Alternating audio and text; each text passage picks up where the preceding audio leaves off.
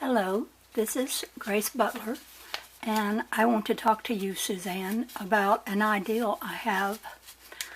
I have on my screen a picture of a dove, and, well, actually it is the crane, as is depicted with the folding of the crane in origami. And there's a story about the crane called Sadako and a Thousand Cranes, which is a very lovely story that is true of a little girl in Hiroshima who was exposed to the bomb when she was quite young. But when she became 10 years old, she came down with the bomb disease, a kind of leukemia that no one ever overcame. But her little friend had told her that if she could fold 1,000 cranes, she could have any wish she wanted granted. So one day when I was visiting the Peace Pilgrim Center, I learned how to fold this crane. I met a woman there who had 1,000 folded tiny, tiny cranes on a necklace around her neck. It was very beautiful.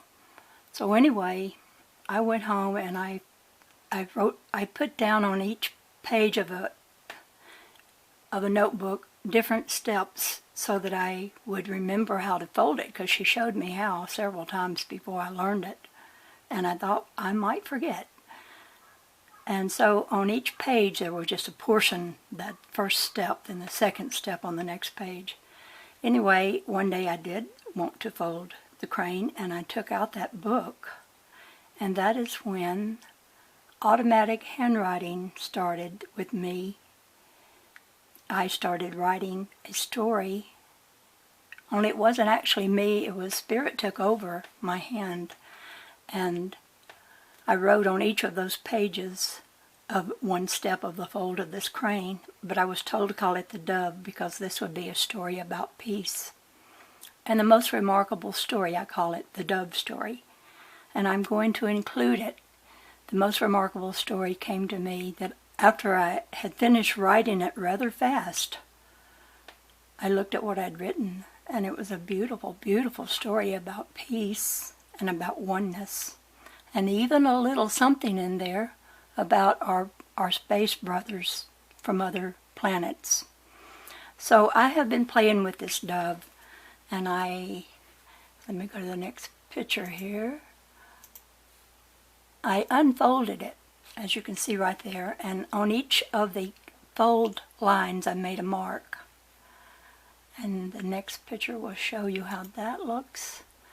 And so the next one's better.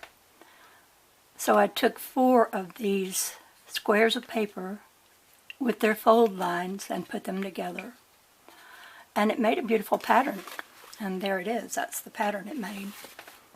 Here it is, the one I took the picture of and placed on